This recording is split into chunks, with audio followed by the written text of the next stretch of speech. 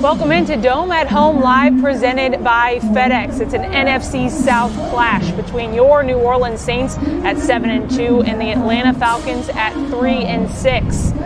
I'm Caroline Gonzalez, joined by John DeShazier here outside the Mercedes-Benz Superdome. We'll be giving you an inside look inside the Mercedes-Benz Superdome all throughout Dome at Home Live, including our player warm-ups presented by FedEx. So make sure you stay for throughout the show. Also included on Dome at Home Live presented by FedEx, we'll have a breakdown with Morten Andersen, Pro Football Hall of Famer. He played for the Saints. He played for the Falcons. We'll also have a one-on-one sit-down with a man who has many talents and many names, CJ Johnson, CD Deuce, CJGJ. He goes by many names. But first, let's get into our countdown to kickoff presented by Waiter JD. A huge storyline following us all this week. We saw the injury to Drew Brees against the 49ers last week, wishing him a speedy recovery. But what do you expect to see out of the quarterbacks and the Saints today? What you want to see is them protect the football. Now, Drew Brees does it at an elite level. Only 3 interceptions in 8.5 games. You don't expect that kind of caretaking from everyone, but you do want to take care of the football in every game because you don't want to give the opposition extra chances. Do I think the Saints are going to dumb down the offense?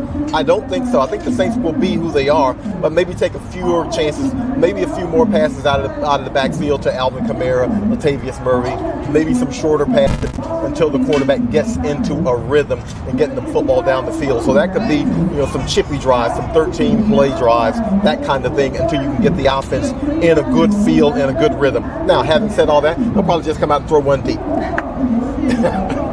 Now, having said all that, JD, we saw it last year with Teddy Bridgewater when he had to come in and take over for Drew Brees, and then we saw it last week with Jameis Winston had to take over for Drew Brees. How much does it help any quarterback to have an entire week of preparation to get ready for this game under a head coach like Sean Payton? Well, that's immense because you get an opportunity to establish a rhythm with those offensive players. When you're the backup, you don't get as many repetitions, and I don't care what anybody says, that means a lot more than people think it does. When you throw into Michael Thomas routinely, when you throw into Emmanuel Sanders routinely, you understand better where the pockets are, where the dead spots are, where you want to get them the football, where they're the most comfortable. The beautiful thing about Teddy Bridgewater last year was you didn't have to change the offense. He and Drew Brees kind of ran the same kind of offense because they were the same kind of guys athletically in terms of throwing the football and moving around. This might change drastically if it's Taysom Hill, because he's a guy who he might not go through his third progression. He might chuck it and run, so you got to be wary of that as an offensive line, and yet you still are able to function with him. We've seen him function well in short spurts. Can he do it over the long haul? And the same thing with Jameis Winston. Got in for a limited amount of time in the second half. He did some safe things, led him to that last touchdown drive, but it was only a 22-yard drive, so it wasn't that much.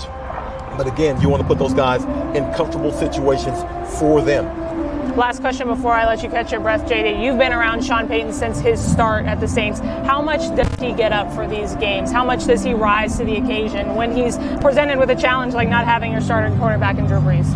Well, it's the challenge of it all. I mean, and everyone wants to be challenged. We saw that last year. I think he relished the opportunity to play those games and win those games with Teddy Bridgewater because everyone believes this offense and this franchise, to a certain degree, begins and ends with Drew Brees. Well, one day, Drew Brees ain't going to be here. So you have to be sure that you have someone that can play quarterback. And even in these situations, you have to have someone that can step in and fill in. You always hear that next man up. Well, Drew Brees isn't every guy, but you have to have someone able to step up if he's unable to go. And the Saints hopefully believe they have that guy today.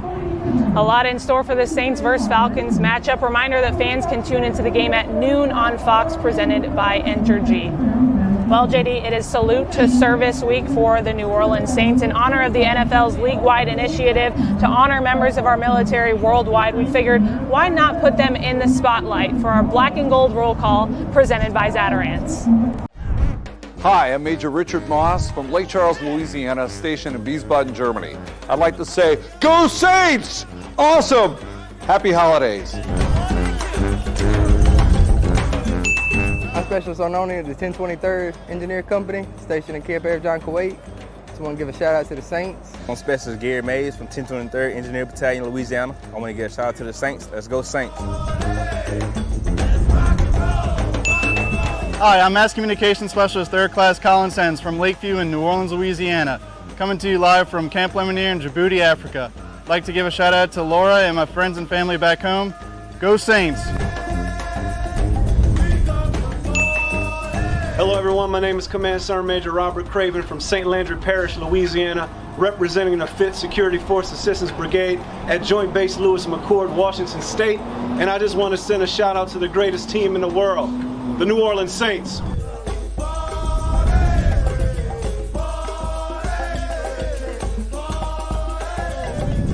Love seeing our service members. We want to all thank them for their service. Let's take a look at last week's Saints win over the 49ers in our WWL Black and Gold recap. The Saints got the dub, but it came with a steep price. Drew Brees suffered a rib injury that left him sidelined for the second half of the game. But that paved the way for the defense and special teams to step up in a big way. Undrafted rookie Marquez Callaway recovered 2 muffed punts, giving the Saints the edge in the field position battle. Demario Davis was a beast as usual, racking up a game-high 12 tackles. And Patrick Robinson and Malcolm Jenkins each snagged an interception against Niners quarterback Nick Mullins. If we're going to talk Saints-Falcons, why not talk to someone who played for both teams? Oh, and broke so many records along the way that he earned a spot in Canton. Joining us now is Saints legend Morten Andersen. Morten, we wish you could be inside the Mercedes-Benz Superdome to watch the Saints versus Falcons matchup, but where are you watching the game today? I am over here north of Atlanta, so I'll be watching it from my house. I just got my son back from Michigan State, so excited to have all the birds in the nest, if you will. So looking forward to watching the Saints and this new combination that we're about to witness. It's going to be a blast. Well, Morten, this is obviously a huge game for the Saints. They'll be without Drew Brees. They did it for 5 games last year, but this is a different situation. How do you feel like the Saints will fare this year without Drew Brees? You know, this rivalry is always interesting. Doesn't matter what the records are. You can throw that out the window. What's exciting about this is we're going to see Taysom Hill in the quarterback position, and what he brings to the table, besides the Swiss Army knife, is he can throw the ball, and people underestimate the way he throws the ball. So we just can't turn the ball over. I mean, we gotta be accurate on those throws when you're in the pocket, and then all the explosiveness that he brings to the table in the Wildcat, the bootlegs, and the designed runs. It's going to be exciting to watch. Now, Morten, you've been on both sides of this rivalry, both teams. How intense is it? Because I know everyone believes they know exactly how intense it is, but as a participant on both sides, how intense is it?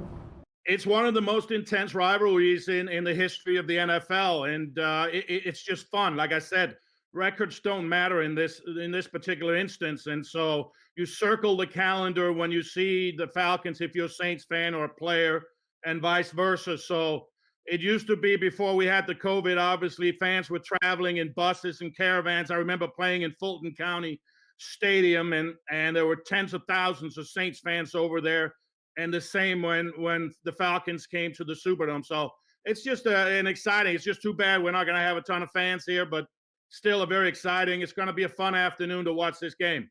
Tell you what, Morten, you bring up Fulton County Stadium, man. Look, I'm from Georgia. You brought up some memories there. You dated yourself also, but you brought up some serious memories right there. What is your best memory of this Saints-Falcons rivalry? Well, my very first experience in Fulton County was with Kenny Stabler as the quarterback, and we had to win the game in the end. We were down by 2 points. Kenny Stabler was cool as a cucumber. I was nervous. And as we had 3 seconds to go to win the game, he called timeout. He grabbed my arm as I was coming on to win the game, and he said, "Morten, let's go home." It calmed me right down. I kicked the game winner, and we went home. Tell you what, you made a lot of game winners in this rivalry. If you had some keys to this game, what would they be for you? Well, we got to just continue. Can't turn the ball over. Can't make the mistakes. And then our defense the last 3 games have really stepped it up. They've done a great job against the run. We got to do good against the pass. We got to get some pressure on Matt Ryan. Our special teams have to continue to be special, and they have with Harris, and our punt coverage, unbelievable kicking, and solid in the punt game. And then our defensive, pass defense has to step up and make some plays. got to get pressure on Matt Ryan, as I said, and we should be okay. Offensively, Taysom Hill just can't make those mistakes. Get chunk yardage when we have it, and play possession football. Keep that Atlanta offense on the sideline. Well, I'll tell you what, we appreciate you joining us, Morten. Please enjoy the game. Stay safe. You're at home. We love you here in New Orleans, obviously, because you won a lot of games for the Saints, but you also did a lot of great things in the community, and I don't think that can be overlooked either. Morten Andersen, have a great Sunday, and we're looking forward, hopefully, for the Saints to put one in the win column for you. Will the Saints make it 7 in a row today against the Falcons? I sure hope so. The Falcons have been looking to turn their season around under interim head coach Raheem Morris. They won back-to-back games and may need to run the table to have a shot at the postseason. We all know how competitive matchups are between these two teams, regardless of records. Atlanta currently leads the regular season series 52-49, with New Orleans holding a 19-9 advantage over the Falcons since 2006. But no love lost between these two squads also means mutual respect. Here's what our guys are saying in the Bo's Sound Bites of the Week. I don't think you can prepare for losing a first ballot Hall of Famer, but I think, last year, we went through this already. We know as a team that we're going to find ways to win, and it just puts an emphasis on, all phases coming together. And I think last year we showed that, and it just shows that every phase has a role in winning these next few games, and that's what we're going to try and do. Man, just a dog. From top to bottom, probably one of the best, probably the best linebacker I've ever gone up against or ever seen play in this NFL, in this league. Just speed, just football smarts, and he's just always there to make the right play. Sideline to sideline, just a great all-around player. Definitely deserves more recognition in this league than what he's getting. Should have been happening. And I definitely think he's the best linebacker in the NFL right now, for sure. Yeah, I think, every week our confidence is growing. I think we execute. We're executing very well. We're playing a lot faster, playing more physical.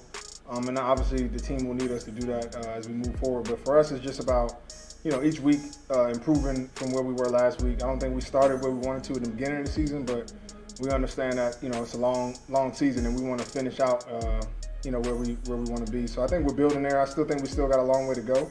But the next few weeks, especially this week, will be a big test for us.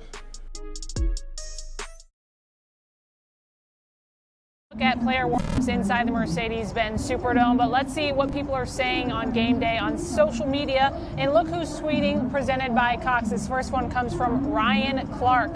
Saw two people on a date. One had on a Saints mask and the other a Falcons mask. They spoke 0 words. Sounds about right, though. Well, cats and dogs living together, I guess. Ryan, a guy who would know a lot about a Saints-Falcons rivalry, a Louisiana kid, specifically a Marrero, Louisiana kid who went to Archbishop Shaw High School, one of the great Twitter follows you can find. But Ryan, you're right. They probably did have a whole lot to say to each other right there. Maybe a little punching later. Him and Mark Spears make good TV, in my opinion. All right, this next one comes from Matt Bowers. Predictions, please, ? I'm saying we, the Saints, win 34-23. Saints run for 250-plus yards and get a special team score. Well, Matt doesn't ask for a whole lot, huh? 250 rushing yards and a special team score. That's a lot, Matt. Loved your cars, by the way.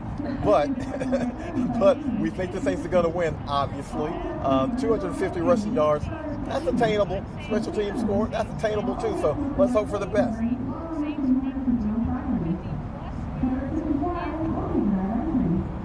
JD, the Saints defense has certainly found their stride, especially over the last few weeks, and there was plenty of credit to go around to Mario Davis, CJ Gardner-Johnson last week. You sat down with him, I understand? Absolutely. And one of the things you hear about in the NFL nowadays is a positionless player, a guy who can fill in several different positions and be effective. We've seen that with CJ Gardner-Johnson, whether it's at safety, whether it's at linebacker. We've seen him come off the corner on blitzes. There's few things that he can't do as a safety in the NFL, and we had him sit down and talk about it. We've got Chauncey Gardner-Johnson, also CJGJ, also CD Deuce, also the dude that's flying around knocking people out on the field legally. But CJ, you play with, I like to say, a fury. Where did that develop, that fury that you play with, that controlled anger? Okay, so funny story. I've been doubted my whole life. I ain't really been I was the top dog, but how you the top dog, you get doubted your whole life. So it's like, I feed off all the doubt, like I can't cover or I can't tackle. I'm scared to do this. I'm scared to do that. And for me being so violent, right, how I am as a football player on the field, it goes back to my junior year, or my sophomore year in college. I was the second graded highest player to miss tackles in the country. I was missing so many tackles. And I felt like that day, I finally saw what that was, and I was just like, man, I can't keep living like this on the field. Like, I gotta change my attitude. Like, I was always a pretty boy. I always want to look good. Man, it's all about going out there being that gritty player and just doing what your team need to do, what you're asking you to do. So I just go out there with the same chip on my shoulder. I play for my teammates. I don't really care for accolades. It don't really mean nothing to me, because if I ain't got my teammates, accolades don't come. If I ain't got the mind and the mental and the heart that I got now, it wouldn't be as good for me as it is today. No, speaking of mind, the Saints will employ you in a multitude of positions. You're all over the place. How much film study does that require of you, and how much, teaching during practice and training camp and those kinds of things does that require? Because again, you play several positions for this team. Man, it's for an average person, it's hard. For a professional, it comes natural. So you gotta train yourself. You gotta practice your habits. Every day you gotta think about, how can I perfect my craft? So when I go out there, I just think about, okay, I know the nickel the hardest position in football on defense. You got the most space, and you get the quickest guys, you get the best athletes in the middle. So it's like, I go in every day and just pick something. Every day I find something to work on, because you can't worry about too much. The moment you worry about everything else in the world, don't even be able to focus on the multiple jobs that the coach give you, that your teammates ask you to do. So my goal is, and AG taught me this, don't let my teammate down. That's all I've been trying to do. Now, Sunday against San Francisco, last Sunday, you looked like you were in the equivalent of a defensive zone. Seems like everything happened right. Seems like you were all over the field. Did you kind of get that sense where whatever call Dennis Allen made, it was right for you? Whatever call he made, I feel like it's right. I just know, like, our opponent's in trouble. Our opponent's in trouble for the rest of the year. And I feel like with us clicking together as a team, I'm just feeding off my teammates. And like I said, when I feel like he make any call, I feel like it's for me every time. But we in the zone. We locked in, we ready to win. I'm just happy to be a part and contribute to this team. You've had to kind of get by with what you have, and you guys always say next man up, and I guess it's essentially been next man up. What's that been like for the defense to kind of supplement and keep going and keep it moving? I feel like it's that chip on our shoulder. I feel like everybody doubted us.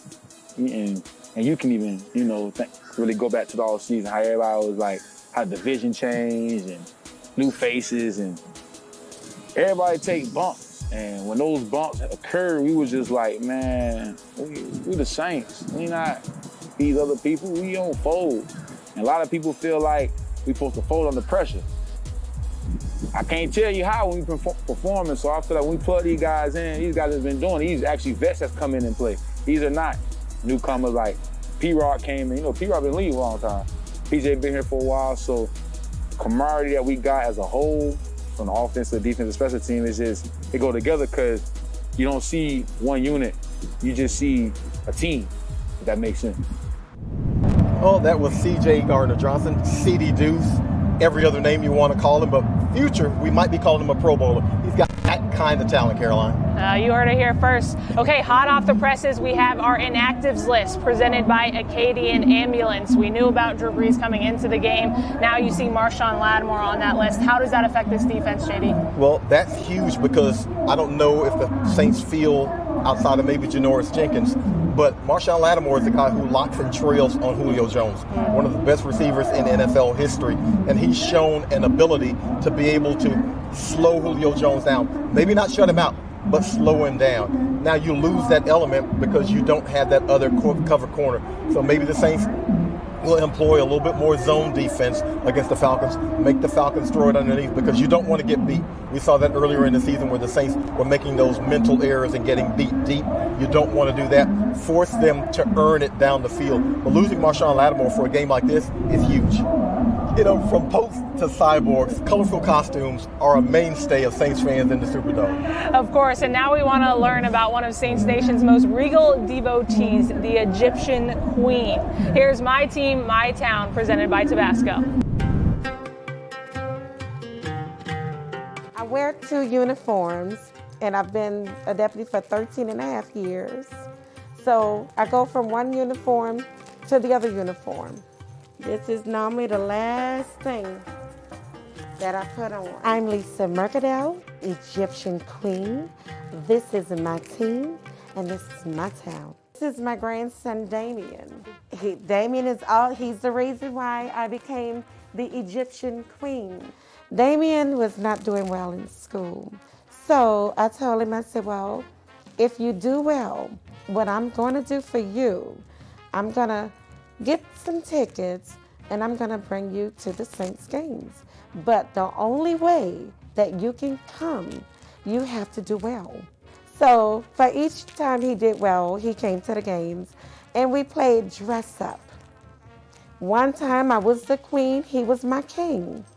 I was the cheerleader, he was Drew Brees. So I was told by Soul Saint, he said, no, you don't wanna wear that. You want to wear something that's going to stand out.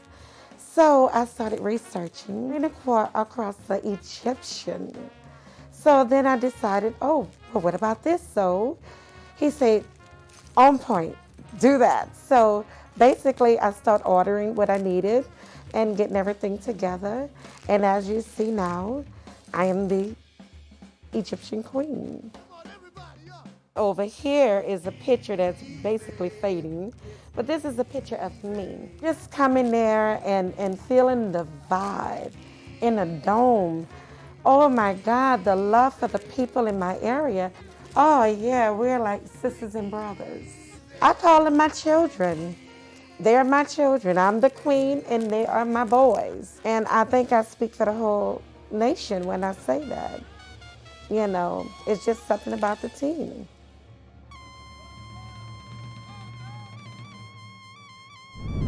Here's some Saints fans checking in for game day with the hashtag Saints Game Day, presented by Coke.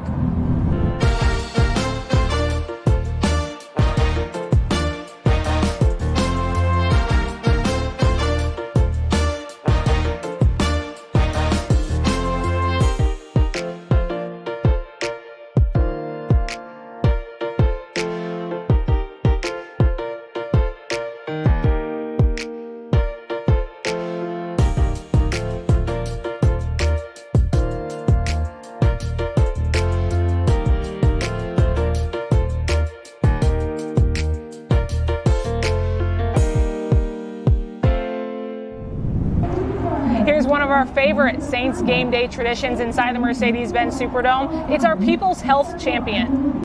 Through decades of helping people with Medicare, People's Health has seen people over 65 accomplish extraordinary things, like champion Charlie Gabriel. On June 20th, 2020, at age 87, Charlie Gabriel performed for the largest audience of his career, over 400,000 viewers. It was a virtual fundraiser presented by the most famous New Orleans venue, dedicated to the preservation of jazz. Mr. Gabriel is their most seasoned player. I've been a musician ever since I've been 11 years old, playing music in the city of New Orleans. He's traveled the world and played with some of the world's best musicians. When I play a song, all my expertise, all the places I have been, all the things I have seen is in my music. Your experience comes out in your heart. What makes you what you are. Mr. Gabriel, you're a champion. People's Health and the New Orleans Saints congratulate Charlie Gabriel, your People's Health champion. One of my favorite parts of the show is our score prediction, JD, fueled by Chevron. I'm picking the Saints to win this week over the Falcons. You know I've got to pick it. Rivalry week. I'm going 27-24 Saints win over the Falcons. What's your score? Well, I feel like I've done well this year. I think my record is 7-2 with the Saints score predictions. And so I'm going to go 31-23 Saints in this one. I think they'll be able to put up some points. I think Atlanta has improved greatly, but I think the Saints win, of course. Well, we're not the only ones weighing in. Check this one out. What's up, y'all? It's DJ Manny Fresh, representing the black and gold out of control. The white and black got your back, the New Orleans Saints. Best team in the quadrant, in the universe, in the world. The New Orleans Saints. New Orleans, stand up. Let's go, DJ. All right, Saints fans, we are so close to kickoff. I know you're itching to see some Saints versus Falcons action. Don't forget, you can tune into the game at noon Central on Fox. You don't want to miss it. Also, another thing you don't want to miss, our post-game show right here. You'll find the live press conferences of Sean Payton, quarterbacks, whoever wants to come to the podium. You can find it right here on our post-game show, so be sure to tune in. All right, let's get you hyped, Saints fans.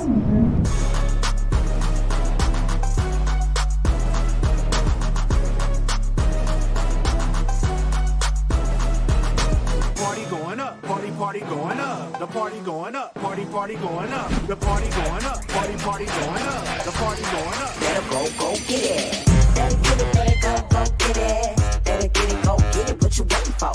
Better get it, better go get it. Go get it, go claim it, what you waiting for? Keep winning, keep spinning, adding to the digits, popping while I'm sipping. Go get her, mo to the block, go get her, I'ma stash me a lot. Keep spinning, foot tripping, trip tipping, all-star vision, add more digits, exclusive with the business, always winning, better go get it. Where my down south brothers, where my down south sisters, my down south sisters. It's getting hot in here, it's getting hot in here, it's getting hot in here. Better go get it.